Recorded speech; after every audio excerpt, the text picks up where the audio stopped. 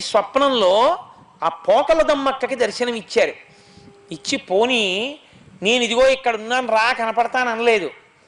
ఈ భద్రాచలం అనేటటువంటి కొండ మీద పుట్టలో ఉన్నాను, ఓ పోకలదమ్మక్క నన్ను వెతికి తీసి పందిరేసి రోజు నాకు పూజ చేసి నైవేద్యం పెట్టవా అని అడిగాడు ఆయన.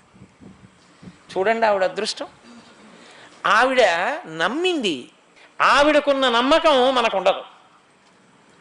ఆ నమ్మకం నేర్చుకోరా, సాధన మొదలు పెట్టరా, ఈ సంస్కారం నేర్చుకోరా, ఈశ్వరుడు నీకు కనపడతాడు. నేర్పుతుంది భద్రాచలం మనకి. అందుకని ఆవిడికి కనపడ్డాడు. ఆ పిచ్చి తల్లి మర్నాడు కొండెక్కింది. కొండెక్కి అంతటా గాలించింది. చిట్ట చివరికి ఒక పుట్టలోంచి వెలుగు కనపడింది. ఆవిడ వెంటనే ఆ పుట్ట తీసింది, కనపడ్డాడు. ఆ వచ్చినటువంటి తల్లి పోకలదమ్మక్క ఇవి సీతారామ లక్ష్మణుల